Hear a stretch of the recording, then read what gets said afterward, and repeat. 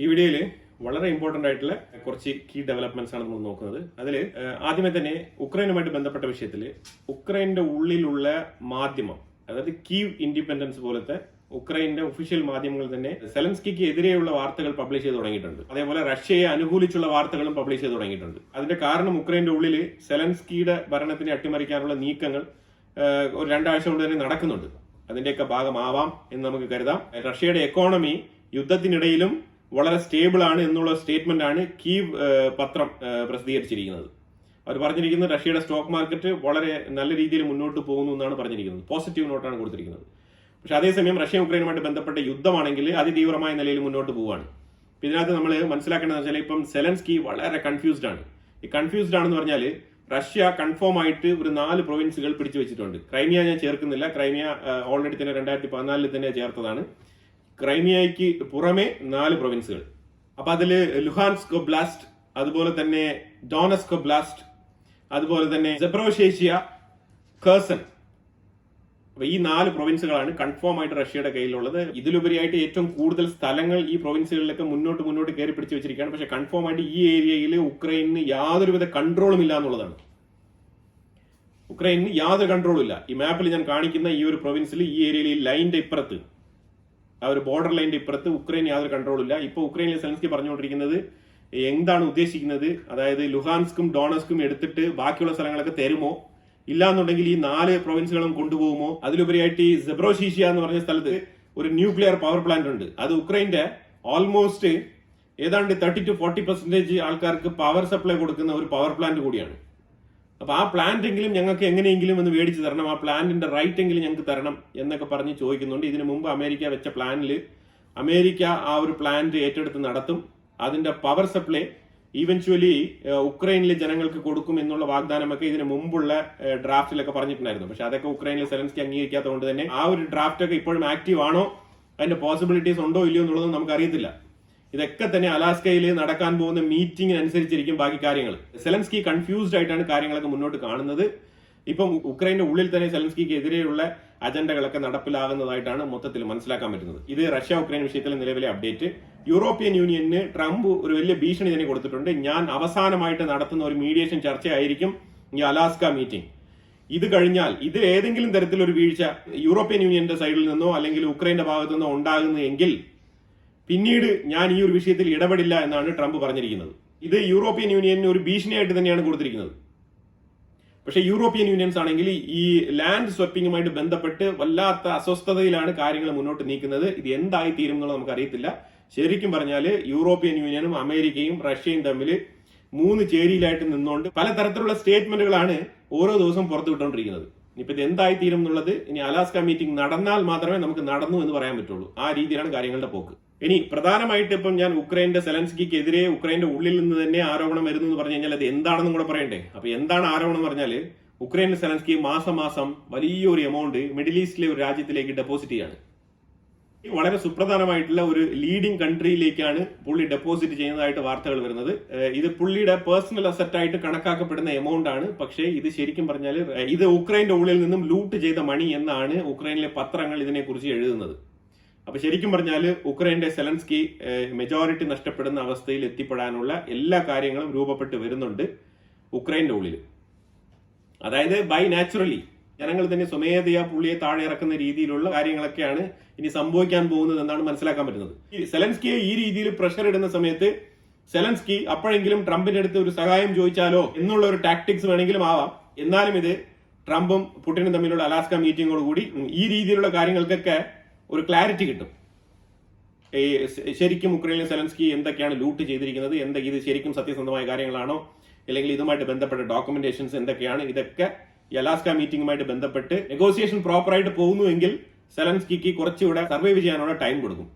ഇല്ല ഇതിലൊക്കെ കടുംപിടുത്തം പിടിച്ചുകൊണ്ട് ഞാൻ ലാൻഡ് സ്വപ്പിങ്ങിന് തയ്യാറല്ല, ഞാൻ ഭയങ്കര ദേശസ്നേഹിയാണ്, ഞാൻ ആർക്കും എന്റെ സ്ഥലം വിട്ടുകൊടുക്കില്ല എന്നൊക്കെ പറഞ്ഞുകൊണ്ട് അമേരിക്കയ്ക്കും റഷ്യയ്ക്കും എതിരെയുള്ള തീരുമാനങ്ങളാണ് സെലൻസ്കി എടുക്കുന്നത്. യൂറോപ്യൻ യൂണിയനുമായിട്ട് ബന്ധപ്പെട്ട് അവരെ സപ്പോർട്ട് ചെയ്യുന്ന രീതിയിൽ അവരുടെ താല്പര്യങ്ങൾക്ക് അനുകൂലമായിട്ടുള്ള തീരുമാനങ്ങളാണ് ഉക്രൈനിലെ സെലൻസ്കി മുന്നോട്ട് വെക്കുന്നുണ്ടെങ്കിൽ സെലൻസ്കിക്കുള്ള ട്രാപ്പ് റെഡി ആയിട്ട് ഇരിപ്പുണ്ട്.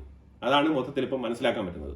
അപ്പൊ നമ്മള് പാകിസ്ഥാന്റെ വിഷയം നോക്കിക്കഴിഞ്ഞാൽ പാകിസ്ഥാൻ ഒരു സൈഡിൽ അസീം മുനീർ അമേരിക്കയിൽ പോയിട്ട് ഇന്ത്യക്കെതിരെ പല രീതിയിലുള്ള വെല്ലുവിളികളും നടത്തിയെങ്കിലും അവർക്ക് വേണ്ടപ്പെട്ട ചില നേട്ടങ്ങളൊക്കെ അവർ കൊയ്തുകൊണ്ട് പോയെങ്കിലും നിലവിൽ ഇപ്പോൾ വീണ്ടും ഇന്ത്യയുടെ അടുത്ത് വെള്ളത്തിന് വേണ്ടിയിട്ട് കാല് പിടിക്കുന്ന ഒരവസ്ഥയാണ്. കാരണം ഇന്ത്യ കൃത്യമായിട്ട് ഡാമൊക്കെ അടച്ചു പൂട്ടി സീൽ വെച്ച് ഒരു തുള്ളി വെള്ളം പോലും അങ്ങോട്ട് ഒഴുകി പോകാത്ത രീതിയിൽ ഡാം അടച്ചു പൂട്ടിയിരിക്കുകയാണ്.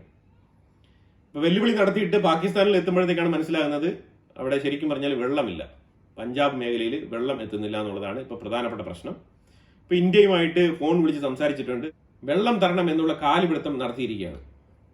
അതുപോലെ ഇന്ത്യ GE ഇഞ്ചിൻ, തേജാസിന് വേണ്ടിയിട്ടുള്ള എഞ്ചിൻ GE കമ്പനിയാണ് നമുക്ക് സപ്ലൈ ചെയ്യേണ്ടത്. അപ്പോൾ അതുമായിട്ട് ബന്ധപ്പെട്ട എഞ്ചിൻ ഓൾറെഡി 2 എണ്ണം മാത്രമേ നമുക്ക് കിട്ടിയിട്ടുള്ളൂ. എല്ലാ മാസവും 2 എണ്ണം വെച്ച് തരാമെന്ന് പറഞ്ഞിട്ട് വാഗ്ദാനം നൽകിയതാണ്. അപ്പോൾ അത് എത്രയും വേഗം സ്പീഡപ്പ് ചെയ്യണം എന്നുള്ളൊരു റിക്വസ്റ്റ് അമേരിക്കയുടെ അടുത്ത് പറഞ്ഞിട്ടുണ്ട്.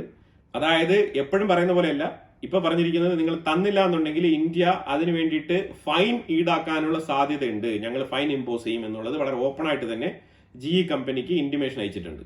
നിങ്ങൾ കൃത്യമായിട്ട് പറഞ്ഞ വാക്ക് പാലിച്ച് സാധനം കൃത്യമായിട്ട് എത്തിക്കുന്നില്ല എന്നുണ്ടെങ്കിൽ ഞങ്ങൾ അതിനെതിരെ ഫൈൻ ഈടാക്കുമെന്നാണ് പറഞ്ഞിരിക്കുന്നത്. പിഴ ഈടാക്കും എന്നുള്ളതാണ്. പിഴ എന്ന് പറഞ്ഞാൽ ചെറിയ എമൗണ്ട് ഒന്നുമല്ല, നല്ല എമൗണ്ട് വരും. അവർ കൃത്യമായിട്ട് എഗ്രിമെന്റിലുള്ള പ്രോട്ടോകോൾ പാലിക്കാൻ ബാധ്യസ്ഥരാണ് രണ്ടുപേരും. അപ്പൊ അങ്ങനെ നോക്കുമ്പോഴത്തേക്കും നമ്മൾ ബയറാണ്, സപ്ലയർക്കാണ് എപ്പോഴും കണ്ടീഷൻസ് ഏറ്റവും കൂടുതൽ വരുന്നത്. അപ്പോൾ ആ രീതിയിൽ അവർ കൃത്യമായിട്ടുള്ള ടൈം ലൈനിൽ ഇത് സപ്ലൈ ചെയ്യാന്ന് പറഞ്ഞിട്ട് കോൺട്രാക്റ്റിൽ എഴുതിയിട്ടുണ്ട്. അത് ഇതുവരെ അമെൻഡ് ചെയ്തിട്ടൊന്നുമില്ല. ഇത്രയും ഡിലേ ആയെങ്കിൽ ഡിലേ നോട്ട് പോലും അവിടെ അമെൻഡ് ചെയ്യപ്പെട്ടിട്ടില്ല.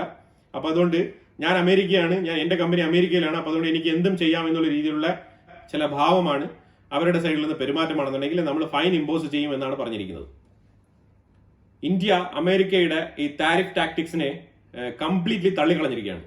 അതായത് വി പുഷസ് ബാക്ക്, ഞങ്ങൾക്ക് ഈ രീതിയിൽ ഡോമിനേറ്റ് ചെയ്തുകൊണ്ടുള്ള പവർ വെച്ചുള്ള ഒരു കളി ഇവിടെ വേണ്ട എന്നുള്ളത് രാജ്നാഥ് സിംഗ് അതുപോലെ തന്നെ നിതിൻ ഗഡ്കരി ഇവർ രണ്ടുപേരും ഇതിനെക്കുറിച്ചുള്ള സ്റ്റേറ്റ്മെന്റ് വളരെ വ്യക്തമായിട്ട് പറഞ്ഞിട്ടുണ്ട്. അപ്പൊ ഇന്ത്യ ഈ രീതിയിലുള്ള നിലപാട് എടുക്കുന്നതായിട്ടാണ് മനസ്സിലാക്കാൻ പറ്റുന്നത്. അതായത് അമേരിക്കയുമായിട്ടുള്ള ട്രേഡ് വേണ്ടെങ്കിൽ വേണ്ട എന്നുള്ള തീരുമാനമാണ് ഇന്ത്യക്ക് ഉള്ളതായിട്ട് മനസ്സിലാക്കാൻ പറ്റുന്നത്. അപ്പൊ അതുകൊണ്ട് ട്രംപ് ഏത് രീതിയിൽ ഇനി നേരം വെളുക്കുമ്പോഴോ നേരം ഇരുട്ടുമ്പോഴോ ഇനി ഉച്ചയ്ക്കോ ഏത് നേരത്ത് 3 നേരം അലാറം വെച്ച് എണീറ്റിട്ട് ഞാനാണ് യുദ്ധം നിർത്തിയതെന്ന് പറഞ്ഞാലും ഇന്ത്യ അംഗീകരിക്കാൻ പോകുന്നില്ല എന്നാണ് മനസ്സിലാക്കാൻ പറ്റുന്നത്. അതിനു വേണ്ടിയിട്ട് ഏത് രീതിയിലുള്ള പ്രതിസന്ധി ഘട്ടവും നേരിടാൻ ഇന്ത്യ തയ്യാറാണെന്നാണ് നമുക്ക് മനസ്സിലാക്കാൻ പറ്റുന്നത്. പ്രൈം മിനിസ്റ്റർ പറഞ്ഞത് പേഴ്സണലി ഒരുപാട് വില കൊടുക്കേണ്ടി വന്നാലും, അതായത് ഈ പേഴ്സണലി വില കൊടുക്കേണ്ടി വന്നാലും എന്ന് പറയുന്നത് ഒരുപക്ഷെ എനിക്ക് ഈ രാജ്യത്തിന്റെ പ്രധാനമന്ത്രി സ്ഥാനം ഒഴിയേണ്ടി വന്നാലും ഗിവ് അപ്പ് ചെയ്യില്ല എന്നുള്ള ഒരു വാഗ്ദാനമായിട്ട് പുള്ളി പറഞ്ഞതായിട്ടാണ് സ്റ്റേറ്റ്മെന്റിൽ നിന്ന് മനസ്സിലാക്കാൻ പറ്റുന്നത്. അങ്ങനെയാണ് നമുക്ക് വായിച്ചെടുക്കാൻ പറ്റുന്നത്. അപ്പൊ ട്രംപ് ഇന്ത്യക്കെതിരെ നിൽക്കാന്ന് പറഞ്ഞാൽ ഇനി അത് അങ്ങറ്റം വരെ എതിരെ നിൽക്കാനുള്ള ഒരു റെഡിനെസ്സോട് കൂടി മുന്നോട്ട് വരണം എന്നാണ് ഇന്ത്യ കൊടുക്കുന്ന മെസ്സേജ്. അതിന്റെ ഭാഗമായിട്ടാണ് റിസർവ് ബാങ്ക് ഡോളറിനെതിരെയുള്ള ഇന്റിമേഷൻസ് ഒക്കെ പുറത്തിറക്കിയതായിട്ട് മനസ്സിലാക്കാൻ പറ്റുന്നത്. ഇന്ത്യയുമായിട്ട് ഏത് കറൻസിയിലും ഏത് രാജ്യത്തിന് വേണമെങ്കിലും ട്രേഡ് ചെയ്യാം എന്നുള്ള ഒരു ഇന്റിമേഷനാണ് ഇന്ത്യ ഇറക്കിയിരിക്കുന്നത്. ഇത് വലിയ ചേഞ്ച് ഉണ്ടാക്കും ഡോളറിന്റെ ട്രാൻസാക്ഷനിൽ. ഇത് ശരിക്കും ഇത് ഏത് രീതിയിലുള്ള തീരുമാനമാണെന്ന് ട്രംപിന് തിരിച്ചറിയാൻ കുറച്ച് വൈകും. കാരണം ട്രംപ് കുറച്ച് ട്യൂബ്ലൈറ്റ് പോലെയാണ്. അപ്പൊ അതുകൊണ്ട് അത് ബന്ധപ്പെട്ട ആൾക്കാർ അതിനെക്കുറിച്ചുള്ള എക്സ്പ്ലനേഷൻസ് കൊടുക്കുമ്പോഴത്തേക്ക് പുള്ളിക്ക് മനസ്സിലാവും ഇന്ത്യ എന്ന് പറഞ്ഞ ഒറ്റ രാജ്യം പല രാജ്യങ്ങളുമായിട്ട് ട്രേഡ് ചെയ്യുമ്പോഴത്തേക്കും ഡോളർ ഉപയോഗിക്കുന്നില്ല എന്നുണ്ടെങ്കിൽ അതിന്റെ ഒരു ഇമ്പാക്ട് എന്താണെന്നുള്ളത് തീർച്ചയായിട്ടും ഡോളറിനെ കുറിച്ച് ഏറ്റവും കൂടുതൽ വേവലാതിപ്പെടുന്ന ട്രംപ് അതിനുള്ള നടപടികൾ എടുക്കുമെന്നാണ് മനസ്സിലാക്കാൻ പറ്റുന്നത്. ചൈന ഒരു മാസമായിട്ടുള്ള തീരുമാനം, ചൈനയെ അങ്ങോട്ട് അനുനയിപ്പിക്കാൻ വേണ്ടിയിട്ട് ട്രംപ് പലതരത്തിലുള്ള ഇളവുകൾ കൊടുക്കുമ്പോഴത്തേക്കും 90 ദിവസം 100 ദിവസം നിങ്ങൾക്ക് താരിഫ് വേണ്ട എന്നൊക്കെ പറയുമ്പോഴത്തേക്കും ചൈന ഒരു മാസ് മറുപടി കൊടുത്തിട്ടുണ്ട്. ആ മറുപടി എന്താണെന്ന് പറഞ്ഞാൽ എനിക്ക് തോന്നുന്നത് ചൈനയെ കൊണ്ട് മാത്രമേ ഇത് ചെയ്യാൻ പറ്റൂ എന്നാണ് മനസ്സിലാക്കാൻ പറ്റുന്നത്. ചൈന ചെയ്തിരിക്കുന്നത് എൻവിഡിയ എന്ന് പറഞ്ഞ കമ്പനിയുടെ ഒറ്റ ചിപ്പ് പോലും ചൈനയ്ക്കുള്ളിൽ പ്രവർത്തിക്കുന്ന കമ്പനികൾ പർച്ചേസ് ചെയ്യാൻ പാടില്ല എന്ന് പറഞ്ഞിട്ടുള്ള ഒരു ബാൻ ആണ് ചൈന ഇംപ്ലിമെന്റ് ചെയ്തിരിക്കുന്നത്. ഇത് വളരെ ബോൾഡ് ആയിട്ടുള്ള ഒരു മൂവാണ്. അപ്പൊ അതിന്റെ അർത്ഥം എന്ന് പറഞ്ഞാൽ എൻവിഡിയ നിർമ്മിക്കുന്ന തരത്തിലുള്ള ടെക്നോളജി ഉപയോഗിച്ചുകൊണ്ട് ചിപ്പ് നിർമ്മിക്കാൻ ചൈന സ്വയം പര്യാപ്തത നേടിയിരിക്കുന്നു എന്നാണ് അതിന്റെ മെസ്സേജ്. വളരെ വ്യക്തമാണ്. അതായത് ഇനി ചിപ്പ് നിർമ്മിക്കാൻ അമേരിക്കയുടെ സോഫ്റ്റ്വെയർ കമ്പനികളുടെ യാതൊരു ദയയും ആവശ്യമില്ല എന്നാണ് ചൈന പറഞ്ഞു വെക്കുന്നത്. ഇത് വലിയൊരു മെസ്സേജാണ് ശരിക്കും അമേരിക്കയ്ക്ക് കൊടുക്കുന്നത്. ഈ മെസ്സേജിലൂടെ അമേരിക്കയ്ക്ക് കിട്ടുന്ന തിരിച്ചടി, ഹ്യൂമിലിയേഷൻ എന്ന് പറഞ്ഞാൽ ചെറുതല്ല. കാരണം ചിപ്പിനെ കുറിച്ച് വാതോരാതെ സംസാരിക്കുന്ന ട്രംപിന് കിട്ടുന്ന തിരിച്ചടി, അതായത് ട്രംപ് ചൈനയോട് ഏറ്റവും അയവ് കാണിച്ച് മുന്നോട്ട് വരുന്ന സാഹചര്യത്തിലാണ് ചൈന ഈ രീതിയിലുള്ള ബോൾഡ് ആയിട്ടുള്ള തീരുമാനങ്ങൾ അമേരിക്കയ്ക്കെതിരെ എടുക്കുന്നത്. നിങ്ങളൊന്ന് ആലോചിച്ച് നോക്കൂ. ഏറ്റവും ടോപ്പ് ലീഡിങ്ങിലുള്ള കമ്പനി ആയിട്ടുള്ള എൻവിഡിയ കമ്പനി നിർമ്മിക്കുന്ന ചിപ്പ് ചൈനയ്ക്ക് വേണ്ടെന്നാണ് പറഞ്ഞിരിക്കുന്നത്. ഒറ്റ ചിപ്പ് പോലും ഇറക്കരുതെന്ന് നിർബന്ധമായിട്ട് നിയമം പാസ്സാക്കിയിരിക്കുന്നു. ഇനിയിപ്പോ ഇത് എൻവിഡിയ കമ്പനിയുടെ സ്റ്റോക്കിനെ ഏത് രീതിയിൽ ബാധിക്കും എന്നുള്ളത് ഇനിയിപ്പോ ഞാൻ പറയേണ്ട ആവശ്യമില്ല. ഇനിയിപ്പോ വൈകാതെ തന്നെ ചൈന വേറൊരു ചിപ്പ് ഇൻട്രൊഡ്യൂസ് ചെയ്യും. ആ ചിപ്പിന്റെ മാർക്കറ്റ് ഏത് രീതിയിൽ പോകുന്നുള്ളത് മനസ്സിലാക്കി കഴിഞ്ഞാൽ ഓൾറെഡി തന്നെ എൻവിഡിയയുടെ സ്റ്റോക്ക് ഈ ഡീപ് സീക്ക് എന്ന് പറഞ്ഞുള്ള ഒരു സോഫ്റ്റ്വെയർ ഇറക്കിക്കൊണ്ട്, ഒരു AI സോഫ്റ്റ്വെയർ ഇറക്കിക്കൊണ്ട് ചൈന ഒരു സുപ്രഭാതത്തിൽ തകർത്തതാണ്. പിന്നീട് എൻവിഡിയയുടെ ചിപ്പ് തന്നെയാണ് അവർ ഉപയോഗിച്ചത് എന്ന് തിരിച്ചറിഞ്ഞുകൊണ്ട് ആ വാർത്തകളൊക്കെ പുറത്തു വന്നതുകൊണ്ടാണ് പിന്നീട് എൻവിഡിയ കുറച്ചുകൂടെ പിടിച്ച് മുന്നോട്ട് കയറി വന്നത്. പക്ഷെ ഇപ്പൊ വീണ്ടും എൻവിഡിയക്ക് തന്നെ ശക്തമായ ഒരു പണിയാണ് ഇപ്പം ചൈന കൊടുക്കാൻ റെഡി ആയിട്ടിരിക്കുന്നത്. ഈ ജിയോ പൊളിറ്റിക്സിൽ ഉരുത്തിരിഞ്ഞു വരുന്ന കാര്യങ്ങളൊക്കെ നമുക്ക് വായിക്കാനും പഠിക്കാനും മനസ്സിലാക്കാനും വലിയ രസമാണ്. കാരണം ആ രീതിയിലാണ് കാര്യങ്ങൾ മാറി മറിയുന്നത്. ഇത് ഒരു ചെസ് ബോർഡിലെ ഗെയിം പോലെ അങ്ങോട്ടും ഇങ്ങോട്ടും ഇങ്ങനെ കോയിൻസ് മാറി മാറി കളിക്കുന്ന ഒരു രംഗമാണ് നമുക്കിപ്പോൾ കാണാൻ കഴിയുന്നത്. അതുപോലെ പ്രിയങ്ക ഗാന്ധി ഗാസയിൽ നടക്കുന്നത് ജനസൈഡ് ആണ് എന്നുള്ള രീതിയിലുള്ള സ്റ്റേറ്റ്മെന്റ് പറഞ്ഞിട്ടുണ്ടായിരുന്നു. അതിനെതിരെ ഇസ്രായേലിന്റെ അംബാസിഡർ റൂവൻ ഉള്ള സ്റ്റേറ്റ്മെന്റ് പുള്ളി പുറത്തിറക്കിയിട്ടുണ്ട്. അത് ഇന്ത്യയിലെ ഇസ്രായേൽ എൻവോയ് വളരെ ക്ലിയർ ആയിട്ടുള്ള സ്റ്റേറ്റ്മെന്റ് ആണ്. എന്ത് ഇന്റൻഷനാണ് നിങ്ങൾക്ക് ഇങ്ങനെ വിളിക്കാനുള്ള ഒരു തോന്നലുണ്ടാക്കിയത്? പ്രിയങ്ക ഗാന്ധിയുടെ ഈ ഒരു സ്റ്റേറ്റ്മെന്റിനെ കണ്ടംപ്റ്റ് ചെയ്തുകൊണ്ടുള്ള സ്റ്റേറ്റ്മെന്റ് ആണ് ഇസ്രായേലിന്റെ എൻവോയ് പുറത്തുവിട്ടിരിക്കുന്നത്. Singapore foreign minister Vivian Balakrishnan India visit ചെയ്തിട്ടുണ്ട്. അതായത് നമ്മൾ സിംഗപ്പൂരുമായിട്ട് ചേർന്ന് ഏറ്റവും കൂടുതൽ നമ്മൾ ഉദ്ദേശിക്കുന്നത് ചിപ്പ് മാനുഫാക്ചറിംഗ് ആണ്. ഇന്ത്യ ഏതാണ്ട് ചിപ്പ് മാനുഫാക്ചറിംഗിൽ വളരെയധികം മുന്നോട്ട് പൊയ്ക്കൊണ്ടിരിക്കുന്ന ഒരു സാഹചര്യമാണ്. അതായത് നമ്മൾ ഏത് നിമിഷവും സിംഗപ്പൂരുമായിട്ട് ചേർന്നുള്ള ഒരു കമ്പനി ഇവിടെ എസ്റ്റാബ്ലിഷ് ചെയ്യാനുള്ള സാഹചര്യത്തിലാണ് ഉള്ളത്.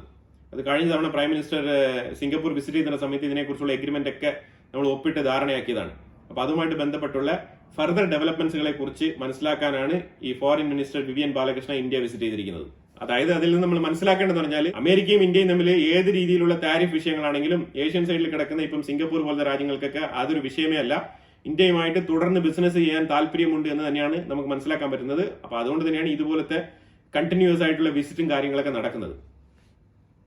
കാരണം ഇന്ത്യക്കുള്ളിൽ തന്നെ ഉണ്ട് ഇന്ത്യക്ക് വേണ്ട പൊട്ടൻഷ്യൽ മാർക്കറ്റ്. അതാണ് ഇന്ത്യയുടെ ഒരു ബെനിഫിറ്റ്. ISRO ഏതാണ്ട് 6500 കിലോഗ്രാം വെയിറ്റ് ഉള്ള ബ്ലൂ ബേർഡ് എന്ന് വിളിക്കപ്പെടുന്ന അമേരിക്ക ബിൽഡ് ചെയ്ത സാറ്റലൈറ്റ് ISRO ഓർബിറ്റിൽ എത്തിക്കും. ഈ കോൺട്രാക്ട് ഇപ്പോഴും ആക്റ്റീവ് ആണ്. ഇത് വിതിൻ 2 months. ഇപ്പൊ ഇത് അണ്ടർ പ്രോഗ്രസ്സിൽ നടന്നുകൊണ്ടിരിക്കുന്ന ഒരു പ്രോജക്റ്റ് ആണ് ഇന്ത്യയും യുഎസും തമ്മിൽ. അപ്പൊ അങ്ങനെ ഈ ഒരു പ്രോജക്റ്റ് വിതിൻ 2 months ISRO ഈ ബ്ലൂ ബേർഡ് എന്ന് വിളിക്കപ്പെടുന്ന ഈ ഒരു സാറ്റലൈറ്റിനെ ഓർബിറ്റിൽ എത്തിക്കും എന്നാണ് പറഞ്ഞിരിക്കുന്നത്. അതായത് തർക്കങ്ങൾ ഒരു സൈഡിൽ ഇന്ത്യക്കും അമേരിക്കയ്ക്കും നിലനിൽക്കുന്നെങ്കിലും ഇതേപോലത്തെ പ്രോജക്റ്റുകൾ കാര്യങ്ങളൊക്കെ മുന്നോട്ട് പോകുന്നു എന്നുള്ളതാണ് മനസ്സിലാക്കേണ്ടത്. Indian IT minister Ashwini Vaishnaw പറഞ്ഞിട്ടുണ്ട്, ഇന്ത്യ ഏതാണ്ട് സെമി കണ്ടക്ടർ അച്ചീവ്മെന്റ് പൂർത്തിയാക്കിയിരിക്കുകയാണ്. നമ്മൾ സെമി കണ്ടക്ടറിൽ സ്വയം പര്യാപ്തത നേടിയിരിക്കുന്നു എന്നുള്ള ഒരു അനൗൺസ്മെന്റ് ആണ് അശ്വിനി വൈഷ്ണവ് പറഞ്ഞിരിക്കുന്നത്. ഇത് വലിയൊരു അച്ചീവ്മെന്റ് തന്നെയാണ്. അപ്പൊ ശരിക്കും പറഞ്ഞാൽ ഇനി ഇതിന്റെ ഫർദർ ഡെവലപ്മെന്റുകളും കാര്യങ്ങളൊക്കെ കൂടുതൽ ഡീറ്റെയിൽ ആയിട്ട് നമുക്ക് പുറത്തു വരും. അപ്പൊ ആ സമയത്ത് ഞാൻ ഇതിനെക്കുറിച്ചുള്ള ഡീറ്റെയിൽ ഞാൻ അപ്ഡേറ്റ് ചെയ്യാം. ഇപ്പൊ ശരിക്കും പറഞ്ഞാൽ യൂണിയൻ മിനിസ്റ്റർ ഈ ഒരു പ്രഖ്യാപനം നടത്തിയിരിക്കുകയാണ് ഒഫീഷ്യലി. അതായത് സെമി കണ്ടക്ടർ മേഖലയിൽ ഇന്ത്യ സ്വയം പര്യാപ്തത നേടിയിരിക്കുന്നു എന്നുള്ള ഒരു പ്രസ്താവനയാണ് വന്നിരിക്കുന്നത്. അപ്പൊ എന്തായാലും ഇതിനെക്കുറിച്ചുള്ള അഭിപ്രായങ്ങൾ കമന്റ് ബോക്സിൽ രേഖപ്പെടുത്തുക. കൂടുതൽ വാർത്തകളുമായിട്ട് അടുത്ത വീഡിയോയിൽ വരാം. Thank you so much.